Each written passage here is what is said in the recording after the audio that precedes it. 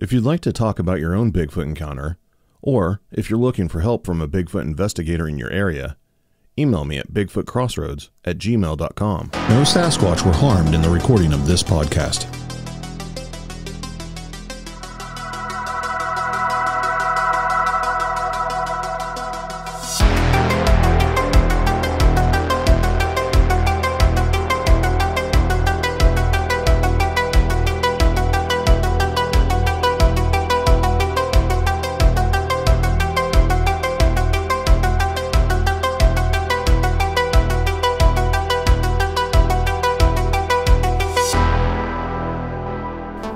As a special treat this Halloween, I wanted to record a story for you. The story of a Bigfoot encounter told to me by my old research partner and friend, Chad Scott. While I've taken some liberties in the actual telling of the events, all the facts remain the same and as they were presented to me. I hope you enjoy.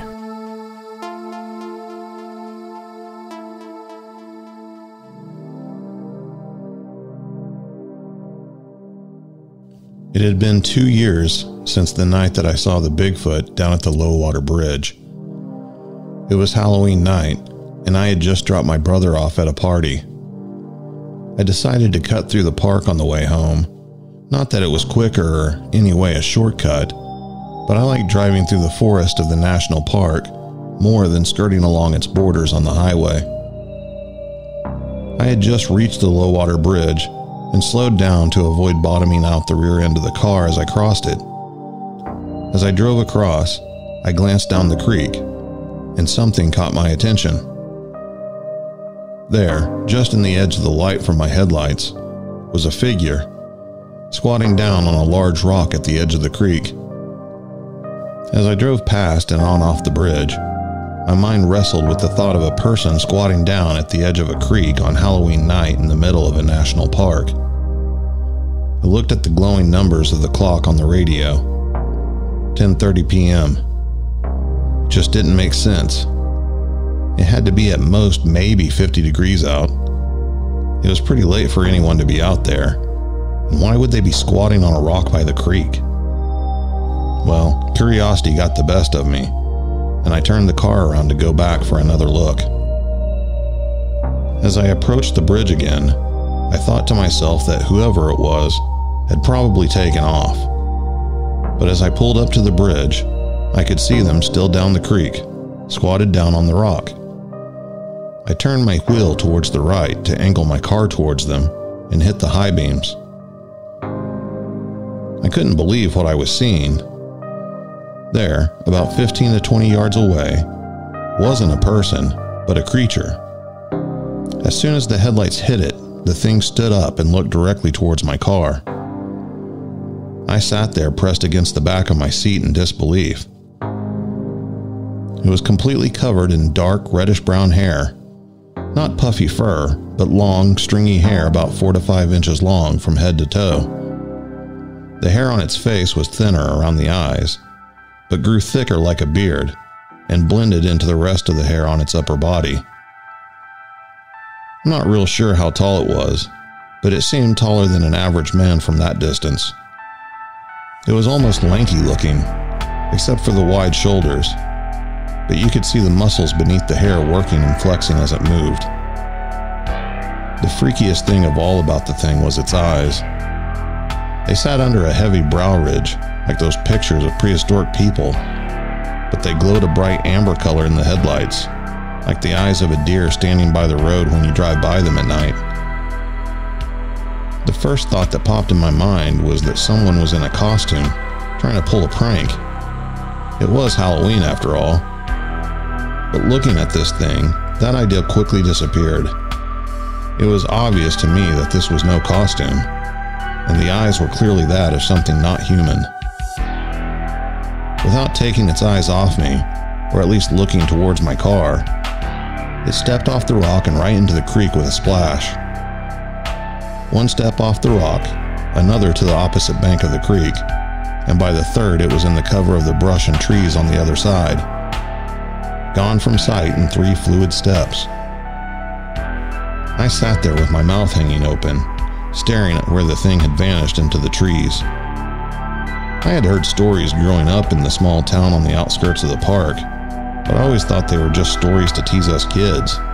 But now I knew they were true. I had just seen my first Bigfoot. The entire incident, or sighting I guess you could call it, only lasted a matter of seconds, not even a minute. But the vision of that thing standing up and looking at me, and then stepping across the creek and into the woods, I must have replayed that over in my head 1,000 times. I can still see it as clear as when it happened to this day. As amazing and life-changing as that moment was, and believe me, it was life-changing for sure, it wouldn't prepare me for the encounter I would have later. The event that would happen a couple of years later on a wintry evening in a different part of the park. Something that if I didn't know better, I would have thought it was a dream, but I know it was real. Even if I'd never expect anyone to ever believe me if I told them what happened. I had become obsessed with learning about these Bigfoot creatures after my sighting. I would spend every free moment I had out in the park, walking the creek, camping out alone, trying to catch another glimpse of what I knew was out there. Slowly, over time, I'd catch glimpses here and there. Never anything compared to that Halloween night, but enough to let me know they were there and they were watching. I say they because after a while, I started finding tracks from time to time. Not often, but every now and then. Before long, I started noticing that sometimes the tracks I was finding were different sizes, and one set was noticeably thinner than the others. I decided to start carrying a tape measure and a little notepad and pencil with me when I go on my adventures. And sure enough, I was right. One set of tracks measured a little over 14 inches long and about 6 inches wide. These tracks were sometimes found with another set of tracks that were only about 11 inches long and 4.5 inches wide. But I would always find them together, or in the same area as one another. Then, at the beginning of the following spring, I think it was in late March, I found something that explained it all. Down in an old creek bed that no longer held water, I found a set of the usual tracks, but this time they had a different track with them. Just one, but the toes were clear as day, and I could clearly make out the outline of a small, child-sized footprint. Just under 5 inches and a couple inches wide. I had been playing this cat and mouse game with a pair, and they had a baby. I couldn't believe it. I know it seems silly to anyone who isn't me, but at the time, I felt like I had really stumbled onto something. I was excited about this, really excited. Over the past couple of years, I had grown what I felt like was a connection with these things, and now a new one was introduced to the world, and I felt as if I was part of it. Even though in reality, I knew I was just another person in the woods for them to avoid.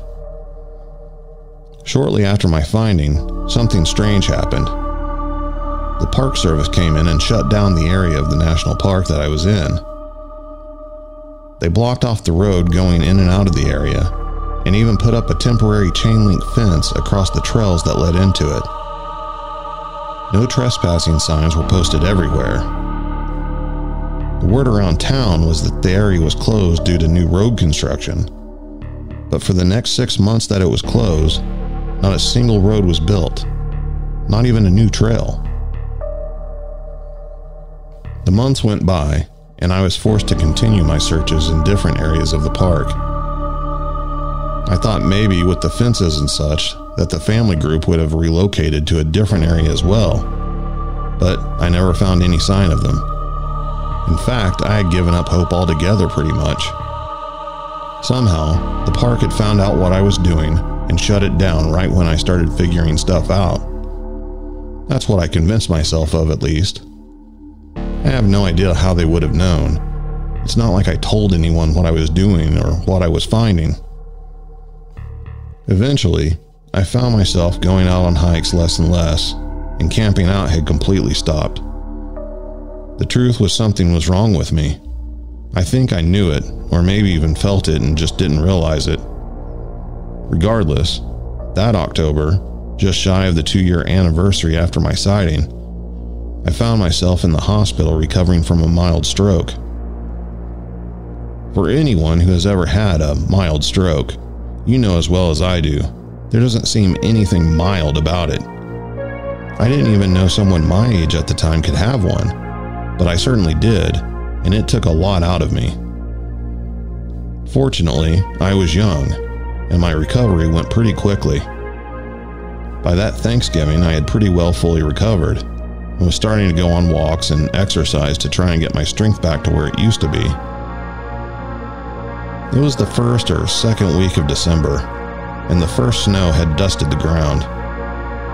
I loved the way the woods looked when it snowed, so I decided to take a drive through the park. I hadn't been in the park since I got out of the hospital, and to my surprise, the fences and signs were now gone.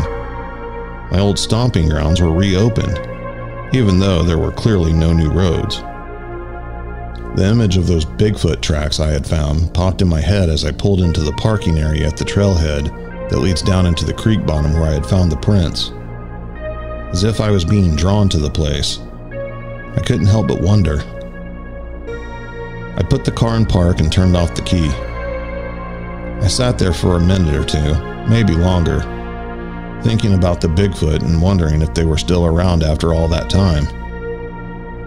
I decided to go ahead and hike down there. I grabbed a candy bar out of the glove box. I had started keeping candy with me after getting out of the hospital for when I started feeling winded, and knew this was probably going to be one of those times. I put the candy bar in my shirt pocket and took off down the trail. I had followed the trail and then went down into the old creek bed looking for tracks, but didn't find anything. There was no sign of the Bigfoot anywhere. It was getting later in the day, and I was starting to get kind of lightheaded, so I decided to cut across through the woods off the trail to take a shortcut back to the car. I came walking out of the tree line and into a large opening that had a large hill on one side and was surrounded by woods and embankments on the other. It formed like a natural bowl, and a big old sycamore tree grew right in the middle. I decided to squat down at the base of the tree and rest a few minutes before hiking up the hill and back to the car. As I rested, I'm not sure how long it had been, no more than a few minutes or so, I heard a stick snap off in the woods behind me. At first, I didn't think much of it, but as I sat there listening, I quickly heard what sounded like muffled footsteps from the trees, almost like someone was walking up that old creek bed. The sound of the steps kept coming closer, but I didn't hear any voices. I thought to myself to calm down, it was probably just a deer, but it really did sound like a person. I sat there for a few more moments, and then the sound of the steps kept coming, but started slowing down. Now from the woods on the opposite side of the tree from where I was sitting, directly behind me, I was hearing something taking a step, then slowly taking another one, with huge pauses in between. My heart started thumping in my chest. Then, quiet. Complete silence. No stepping, no birds chirping, nothing. I think if it had started snowing again, you could have heard the snowflakes hitting the ground, it was so quiet. Using the tree against my back as a balance, I slowly turned and moved around to the side of the tree to look behind me. Standing there, just outside the tree line, was a female Bigfoot. It was clear that it was a female. She had rust-colored hair and big, dark eyes. She was staring right at me, not moving a muscle. She wasn't as tall as the first one I had seen, but still easily as tall as I was, and had more weight on her. Her body was angled towards me, but the hand that I could see had long fingers, and she was curling them into a sort of a fist, and then straightening them back out. As I sat there taking all of this in, a rush of fear swept over me. I realized she wasn't trying to get back into the trees. She wasn't running away. She was standing there staring right back at me. Was she going to attack me? What should I do? Should I run? Before I could decide on what I should do, she slowly squatted down on her heels, never taking her eyes off me, and let out a quick, high-pitched whistle. The tree line behind her erupted with a crash, and a much smaller creature came piling out on all fours, scampering up to her, and grabbing a hold of her shoulder from behind as if it were hugging her back. Could it be? I thought to myself as I did my best to maintain some sort of realization as to what was going on. It was like my mind was struggling to process what I was experiencing, and I had to focus to keep my thoughts from disappearing into a blank void inside my head. But could this be the mother and baby of the tracks I had found a half year ago? I sat there, now having time to process, and decided it was best not to try and leave, but to avoid direct eye contact as well. I kept my head turned slightly to the side, but kept watch out of the corner of my eye. Every few seconds, the little one would peek out from behind the female and take a look at me, and then look back at her. After a few times of doing that, it started to slowly move out from behind her and was now next to her. He was smaller than her by quite a bit, maybe 3 to 4 feet tall, but never stood completely upright. His hair was fuzzy and not much longer than a couple inches, and seemed thicker than hers and the other one I had seen. It was a lighter shade as well, almost like a wicker basket in color. After what seemed like several minutes, the young one started walking around a bit on all fours, and bit by bit started making its way towards the tree I was at. It would take a few slow steps, then turn and look at her, then back at me. Then it would run back to her. It continued doing this, like it was trying to build up courage and make sure with Mom that it was safe. When it finally got to a point where it was closer to me than it was to her, the female made a grunt sound and sat up a bit. It turned and looked at her, but didn't run back. Instead, it stayed where it was and sat down on the ground. A few seconds later, the female eased up a bit and relaxed. At this point, my mind was racing. I didn't know what to think, what to do, but I knew I had to do something. Then it dawned on me. I had the candy bar in my pocket. I very slowly reached with my hand into my pocket and pulled the bar out and began unwrapping it. As soon as the crinkling started, the female jerked back up, grunted, and the young one ran back to her side, gripping onto her arm. But they didn't leave. I very slowly pulled back the wrapper, making sure my fingers didn't actually touch the candy bar itself, but only the wrapper. I pulled it down about halfway, exposing the candy, and extended my arm out towards them. The young one tilted its head back and started sniffing the air. I sat there motionless, with my arm and the candy bar extended out. It let go of the female's arm and started walking on its knuckles back towards me again. The female grunted again, and the young one stopped and looked back at her, but it didn't run back. It slowly made its way in a zigzag line closer to me. When it got back to that same spot it had been before, where it was closer to me than it was to her, it squatted back down on the ground. Now, not only could I see its little nostrils flaring in and out, I could hear the air rushing in and out of its nose as well. It smelled that candy bar. At this point, I started to think to myself that this was probably a bad idea. I didn't know how this thing was going to react, and I started to question what I was even doing. For all I knew, this thing would just latch onto my hand with its teeth, and then what would I do? Maybe I should just drop the candy bar on the ground or toss it towards him. Before I could make a decision, the little one shot towards me, quicker than I could comprehend. It snatched the candy bar from my fingertips and ran back to the female.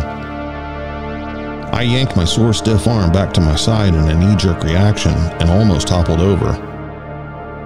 The female just sat there, still keeping her eyes locked on me, as the young one devoured the sweet, sticky chocolate bar and was already licking the wrapper for any bits it might have missed. I couldn't believe what had just happened, what had just taken place. I had just hand-fed a Bigfoot, My excitement at the situation was suddenly penetrated by a sound. A loud sound I have a hard time describing, sort of a grunt and a huff mixed together, coming from the direction of the hill. Without thinking, I turned my head towards the sound and soon realized what it was. There, on top of the hill across from me, was a much, much larger Bigfoot. He was massive compared to the others. This one was at least, 8 or 9 feet tall maybe, and his shoulders were at least twice as wide as any person I had ever seen. His hair was a dark brown, almost black, with some lighter brown mixed in, and his head came to a point, not as rounded as the others. I knew instantly, this was Dad. I don't know how long he had even been there. He might have been there the whole time. I wouldn't have known it if he hadn't made a noise. At first, I didn't realize that I had essentially turned my back on the female and the young one, but this guy had my complete attention. He was massive and intimidating, a true ruler of the woods, and I was terrified. The female and the young one went walking by me a good 20 yards out, giving me a wide berth as they made their way towards the big male. The female was no longer keeping her eyes on me, but the male was locked onto me. I knew one wrong move, and I wasn't making it out of those woods. The two of them walked up the hill and past the male. I watched as they disappeared out of view on the other side, but the male stood there, never looking at them but only at me. Once they were long out of view, and I couldn't even hear them anymore, the huge male dropped down on his knuckles and let out a loud huff. I couldn't tell if those big dark eyes were looking at me with anger or disgust, but I understood the message. He slowly turned and disappeared from view on the backside of the hill. I quickly raised to my own feet, and with a pounding heart and a gasp of air, tears started falling down my cheeks. I felt overcome with emotion. I was happy, I was terrified, I was everything. And I was most importantly, alive. I actually decided to take the long way back to the vehicle after that. Not only did the trail somehow feel safer now, but the Bigfoot had gone the direction I was originally headed, and after staring eye to eye with that big male, I wanted to give them as much space as possible. By the time I saw my vehicle again, the tears had stopped, and I was starting to feel somewhat back to normal, but very exhausted.